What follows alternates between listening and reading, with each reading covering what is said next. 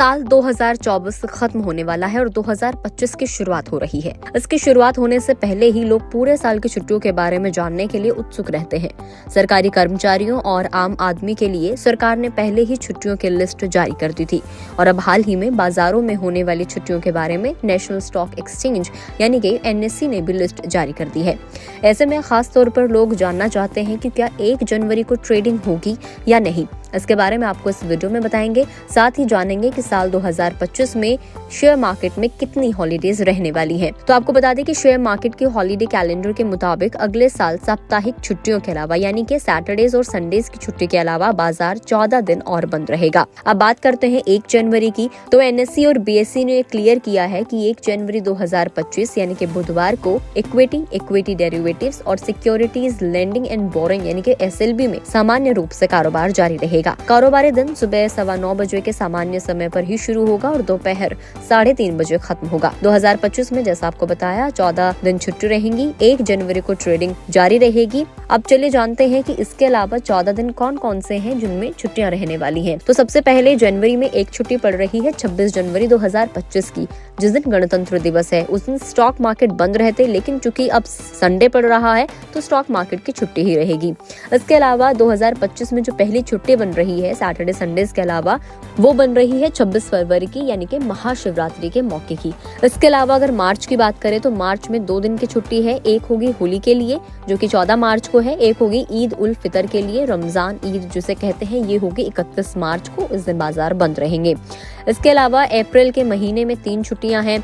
अब 6 अप्रैल को रामनवमी है, संडे है, इसलिए छुट्टी ही रहेगी। इसके अलावा 10 अप्रैल को महावीर जयंती है, बाजार बंद रहेंगे। 14 तारीख को बाबा साहेब अम्बेडकर जयंती है और 18 को गुड फ्राइडे है। ऐसे में NSE बंद रहेंगे। इसके अलावा अगर हम लोग मई, जून, जुलाई और अगस्त की बात कर लें तो 1 मई को महाराष्ट्र दिवस है, इस मौके पर बाजार बंद रहेंगे। 7 जून को शनिवार है, बकरीद भी है, तो इसलिए शनिवार है इसलिए भी छुट्टी रहेगी। इसके अलावा 6 जुलाई को संडे पड़ रहा है और उस दिन मुहर्रम भी है, इसलिए छुट्टी रहेगी।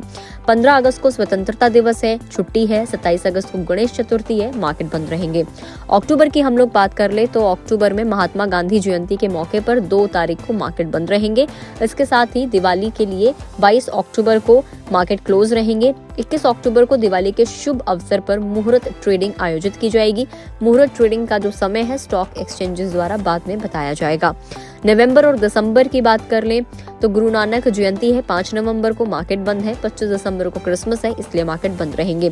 अब इसका मतलब इन छुट्टियों का ये होता है कि इन शेयर मार्केट हॉलीडेज पर इक्विटी डेरिवेटिव और SLB सेगमेंट एक्टिव नहीं होंगे। मतलब ये हुआ कि छुट्टियों पर domestic equity benchmark BSE Sensex और NSE निफ्टी 50 पर कारोबार नहीं होगा। करेंसी डेरिवेटिव सेगमेंट्स में भी ट्रेडिंग बंद रहेगी। कमोडिटी डेरिवेटिव्स और इलेक्ट्रॉनिक गोल्ड रिसीट्स यानी कि EGR सेगमेंट में भी ट्रेडिंग बंद होगी।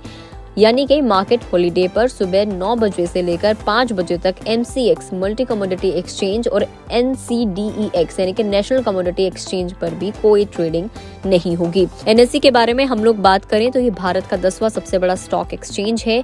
NSE पर ट्रेडिंग का जो समय है वो 9:15 बजे से लेकर 3:30 बजे तक होता है और सैटरडे संडेज में अगर कोई छुट्टी आती भी है, नहीं भी आती है, तो सैटरडे संडे में मार्केट्स क्लोज ही रहते हैं।